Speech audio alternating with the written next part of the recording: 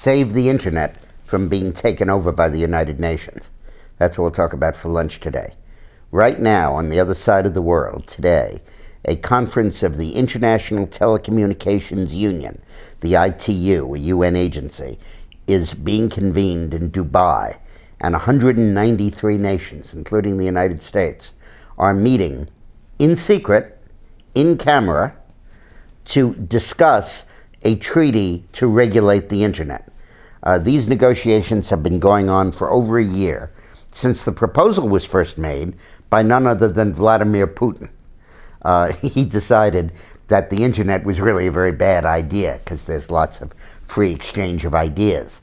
And his buddies, the Chinese, who on the anniversary of Tiananmen Square, blocked all mentions to Tiananmen Square on the internet and any keyword that could access it, so that none of their people could use the internet as a rallying point to demonstrate about the importance of the freedoms that they fought for back then.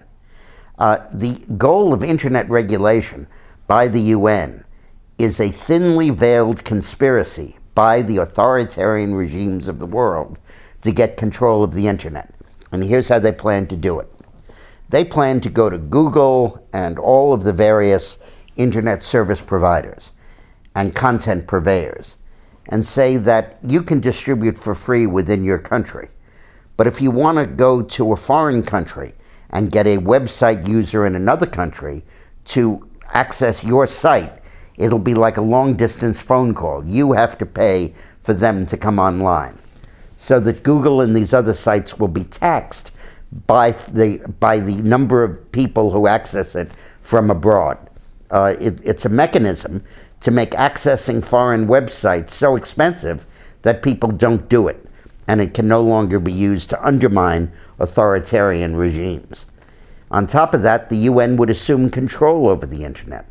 The Wall Street Journal said it was like giving a gorilla control of a Stradivarius violin, that the internet is so minutely balanced and so electronically sophisticated that to give the UN power over it would be absurd.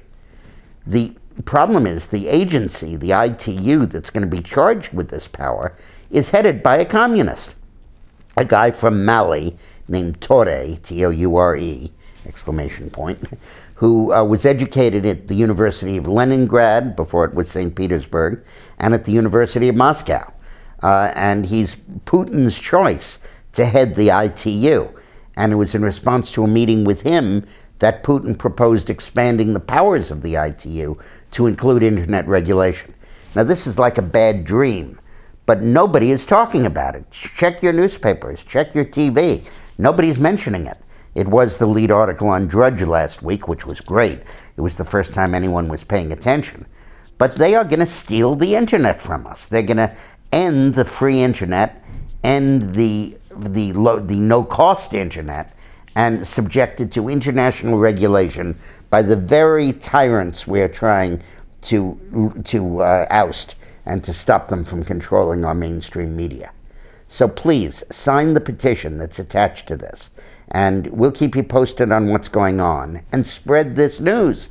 Spread it to everybody you know that is online. All of your friends, all the people you circulate jokes to, send it out. The internet is in serious danger. Verdun Cerf, the guy who founded the internet, it wasn't Al Gore, Verdun Cerf, who's now VP of Google, said that the free internet is under greater threat now than it has ever been. This threat to the internet is just one of a number of threats that are out there from the United Nations encroaching on the sovereignty of the United States. And you might want to pick up, perhaps as a Christmas present, our new book, Here Come the Black Helicopters, that really explains this and lays it out for you. Thanks a lot.